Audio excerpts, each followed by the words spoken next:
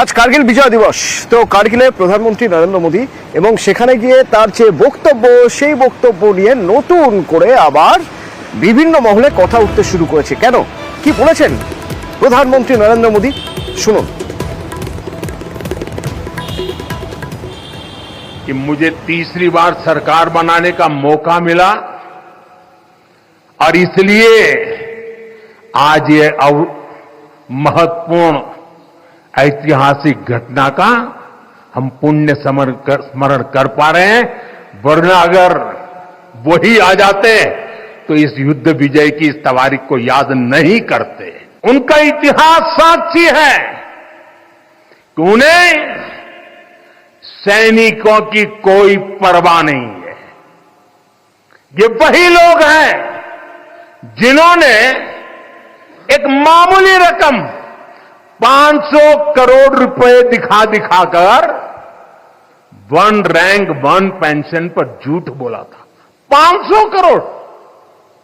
ये हमारी सरकार है जिसने वन रैंक वन पेंशन लागू किया।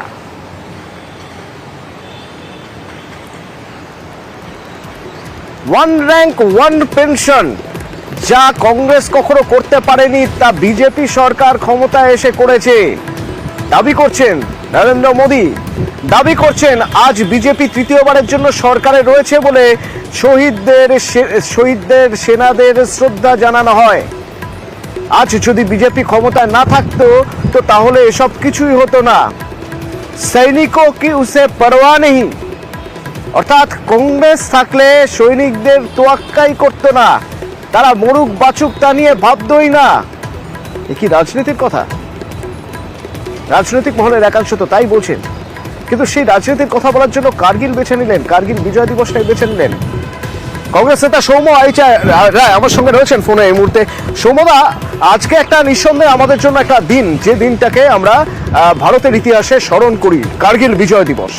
সেই দিন কার্গিলে প্রধানমন্ত্রী নরেন্দ্র মোদী, যেখানে তিনি বলছেন যে আজকে বিরোধীরা সরকারে এলে কার্গিল বিজয় দিবস পালন হতো না, তারা 3টে টার্ম সরকারে রয়েছেন বলেই সৈনিকদের খেয়াল রাখছেন। উনকো সৈনিকো কো পরোয়া নেই, বলছেন one rank one pension BJP সরকার ছিল বলেই করা সম্ভব হয়েছে। কই, তার আগে কংগ্রেস তো করেনি। কি বলবেন? দেখুন, কারোর যদি অজ্ঞতা থাকে, যদি কিছু না জানেন, কারোর যদি ইতিহাস ভূগোল ভারতবর্ষের ইতিহাস সম্বন্ধে কারোর যদি কোনো জ্ঞান না থাকে, তাহলে তো তাকে জোর করে তার বিরুদ্ধে প্রতিক্রিয়া দেওয়া যায় না। হাস্যাস্পদ কথাবার্তা বলে নিজেকে আরো হাস্যাস্পদ করছেন। এইসব কথা বলে মানুষের কাছে প্রমাণ করছেন যে উনি ভারতবর্ষের ইতিহাস সম্বন্ধে কিছুই জানেন না। এই ভারতের ইতিহাসে আমরা এই কার্গিল যুদ্ধ তো প্রথম হয়নি, এর আগে অনেকগুলো যুদ্ধ হয়েছে। বাংলাদেশ স্বাধীনতার যুদ্ধ হয়েছে, পাকিস্তানের সাথে 3টে যুদ্ধ হয়েছে, চায়নার সাথে যুদ্ধ হয়েছে। এদেশের সেনানীদের আমরা সারা ভারতবর্ষের মানুষ, সমস্ত রাজনৈতিক দল নতমস্তক প্রণাম জানায়। শহীদ দিবস, কার্গিল দিবস আলাদা করে কার্গিল দিবস কেন? এই যে অমর জওয়ান জ্যোতিটা বোধহয় উনি জানেন না কোথায় ছিল। আসলে অজ্ঞতা যদি কারো থাকে, কেউ যদি না জানতে চান, না শিখতে চান, তাকে তো জোর করে কিছু শেখানো যায় না। তারপরে বলেছেন আমাদের দুর্ভাগ্য যে ভারতবর্ষে এমন প্রধানমন্ত্রী চেয়েছেন, দিয়েছেন না। থ্যাংক ইউ সৌম্যদা। আমার সঙ্গে তৃণমূল নেতা শান্তনু সেন রয়েছেন। শান্তনু বাবু, উনকো সৈনিকো কি পরোয়া নেই, মানে বিরোধী রাজনৈতিক দলের কেউ সৈনিকদের ব্যাপারে ভাবে না, তাদের জওয়ানদের ব্যাপারে ভাবে না, শহীদদের ব্যাপারে ভাবে না, শুধুমাত্র বিজেপি ভাবে। তিনি তো দাবি করছেন যে কার্গিল বিজয় দিবস পালন সম্ভব হচ্ছে কারণ তৃতীয়বারের জন্য মোদী সরকার তৈরি হয়েছে বলে। কি বলবেন? কে দাবি করছেন যে সৈন্যদের কথা তিনি ভাবেন? ভারতবর্ষের প্রধানমন্ত্রী নরেন্দ্র মোদী, যিনি লোকসভা নির্বাচনের ফয়দা তোলার জন্য তাদেরই মনোনীত রাজ্যপাল সত্যপাল মালিকের কথা অনুযায়ী পুলওয়ামাতে এয়ার লিফটিং না করে 40 জন জওয়ানকে বলি দিয়ে যায়, তাদের থেকে জওয়ান প্রীতির কথা শুনতে হবে। যারা অগ্নি প্রকল্পের মধ্যে দিয়ে 4 বছরে চাকরি করিয়ে তাদেরকে বিদায় দিয়ে দেয়, তারপর তাদের বিজেপি নেতা কৈলাস বলে এরপর তারা আমাদের পার্টি অফিসে কেয়ারটেকারের কাজ করবে, তাদের মুখে সৈনিক প্রীতির কথা শুনতে হবে। আর ইতিহাসকে বিরোধীরা বদলে দেয় না। আজকে মোগল সাম্রাজ্যের ইতিহাস, ইকবালের ইতিহাস, চার্লস ডারউইনের ইতিহাস, এগুলো সব ইতিহাসের কথা থেকে মুছে বিজেপি দেয়। ভারতবর্ষের ইতিহাসকে নতুন করে নিজেদের আঙ্গিকে তৈরি করার চেষ্টা বিজেপি করে। আর আমরা ইতিহাসকে সম্মান করি, আমরা সৈন্যদের সম্মান করি।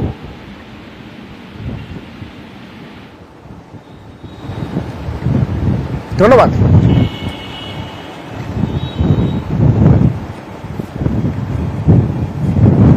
পূর্ব মেদিনীপুরের গীতকি খাল, সেই খালের ছবি একবার দেখুন। খালের দুই ধারে দোকান, সার দেওয়া দোকান। প্রথমত, খাল পাড়ের জমিতে দোকান বসানো যায়?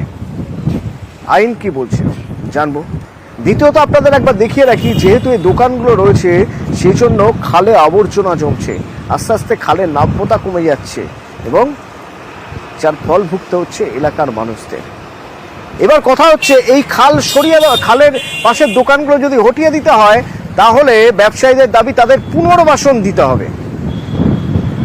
তাহলে উপায় কি? পরিস্থিতি এখানকার একটু জানি। আমার সঙ্গে সুজিত রয়েছেন প্রতিনিধি, সরাসরি। সুজিত, প্রথমত একটু জানতে চাইবো যে এই খালের ধারের যে জমি যেখানে দোকান বসানো হচ্ছে, এই জমিতে দোকান বসানোর পারমিশন আছে?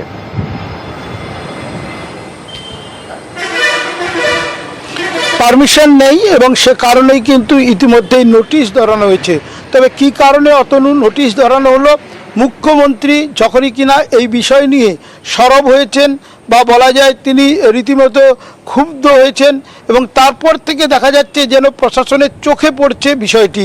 এর আগে কখনো কেন প্রশাসন দেখতে পায়নি, এর আগে কেন জনপ্রতিনিধিরা দেখতে পায়নি, তা নিয়ে প্রশ্ন উঠছে। একদা বা বলা যায় বেশ কয়েক বছর আগে পর্যন্ত যে খালে যে খালটার ছবি দেখাচ্ছি, নৌকা চলতো, সেই নৌকা চলা খাল কি এটি? সে মোটেই না। কারণ বিশ্বাসই হবে না, তোমার কথা অনুযায়ী একেবারে অবৈধ যে নির্মাণ, দোকানঘর তৈরি, যে যা পারছে একবারে ভরিয়ে দিয়েছে। অথচ ভগবানপুর এবং চণ্ডীপুরের মধ্যে অত্যন্ত গুরুত্বপূর্ণ এই খাল, যে নিকাশি এলাকার ভালো থাকবে কি খারাপ থাকবে এই খালের উপর নির্ভর করছে। সেখানে কিনা নিজেরাই নিজেদের মতো করে খাল ভরিয়ে খালের পাড়ে একেবারে একের পর এক দোকানঘর বানিয়েছেন। কেউ কিছু বলেননি এতদিন। শেষমেশ মুখ্যমন্ত্রীর একবারে হুঁশিয়ারি, তারপরে টনক নড়ল প্রশাসন ইতিমধ্যেই নোটিশ ধরিয়েছে। এবং তুমি ঠিকই বলেছো, দোকানদাররা বলছেন তাদেরকে উচ্ছেদ করা হলে কিন্তু পুনর্বাসন দিতে হবে। এই যে বিষয়, সেটা কিনা দেখা যাচ্ছে কোথায় না, চণ্ডীপুর এবং ভগবানপুরের এই গুরুত্বপূর্ণ খাল পাড়ে, এবং তা নিয়ে রীতিমতো সোচ্চার রয়েছে অবশ্য স্থানীয় বাসিন্দারা। তারা বলছেন এগুলোর একটা বিহিত দরকার, কারণ ভারী বৃষ্টি মানেই এই নিকাশি নালা। রুজি রুটির জন্যই দোকান, এবং যদি দোকান বন্ধ হয়ে যায়, দোকান যদি তুলে দেওয়া হয়, তাহলে সত্যি সমস্যায় পড়বে সংসারগুলো। কিন্তু এটাও তো ঘটনা যে জমিটাই বেআইনি, যেখানে দোকানটা করা হচ্ছে সেই জমিতে দোকান করারই আইন নেই, সেই দোকান ভাঙার জন্য পুনর্বাসন দেওয়া যায়? প্রশাসনিক স্তরে যারা রয়েছেন তারা বলতে পারবেন।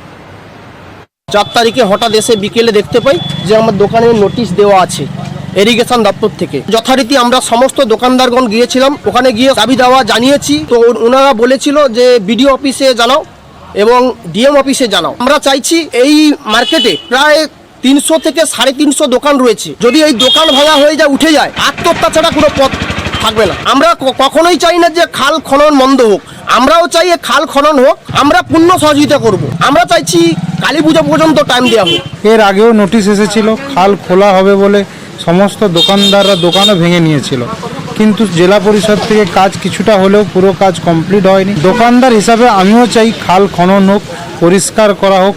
তার সঙ্গে সঙ্গে এই খালের উপর দোকান করে যে সমস্ত দোকানদার বন্ধুগণ জীবন জীবিকা নির্বাহ করছে, তাদের পুনর্নিবাসের ব্যবস্থাও করা হোক।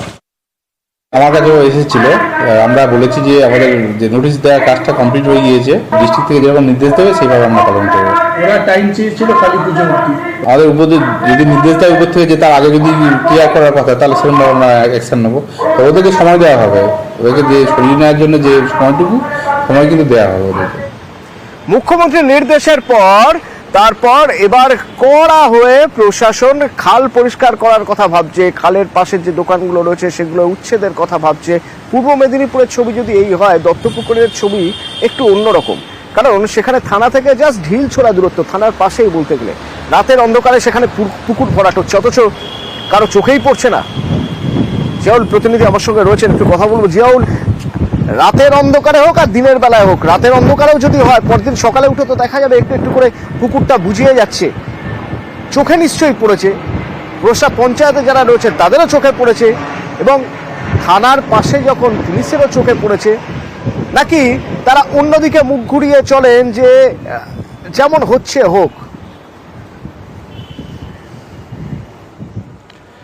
একদম, দেখো, অবশ্যই থানা থেকে ঢিল ছোড়া দূরত্ব, এবং তুমি যেমনটি বলছিলে তা ও হয়তো ওই জায়গাটি যখন পুলিশ প্রশাসন সেখান দিয়ে যায়, তারা হয়তো সেটা অন্যদিকে মুখ ঘুরিয়ে যায়। তার কারণ এমনটাই হওয়াটাই স্বাভাবিক। তার কারণ যিনি পুকুর ভরাট করছিলেন তিনি ওই এলাকার প্রভাবশালী একজন তৃণমূল পঞ্চায়েত সদস্য, ফলে তিনি পুকুর ভরাট করছেন, সেই জন্য পুলিশ প্রশাসন কোনো কিছু ব্যবস্থা নিচ্ছে না। কিন্তু ইতিমধ্যেই সবর হয়েছেন এলাকার মানুষজন এবং পঞ্চায়েত প্রধানও। তার কারণ একাধিক জায়গায় অভিযোগ দায়ের হয়েছে। কোথায় হয়েছে? পঞ্চায়েত সমিতি হয়েছে, পঞ্চায়েতে হয়েছে, ব্লকে হয়েছে, বিএলআরও হয়েছে এবং জেলা শাসকের দপ্তরে হয়েছে, যে এখানে মুখ্যমন্ত্রী বারবার বলছে কোনো রকম ভাবে ইনলিগাল ভাবে পুকুর ভরাট করা যাবে না, সে দলের হোক আর দলের বাইরেই হোক, যেই হোক, কোনো পুকুর ভরাট করা যাবে না। সেখানেই শাসক দলের একজন পঞ্চায়েত সদস্য তিনি নিজের ইচ্ছা মতন পুকুর ভরাট করছেন এবং থানা থেকে ঢিল ছোড়া দূরত্বে।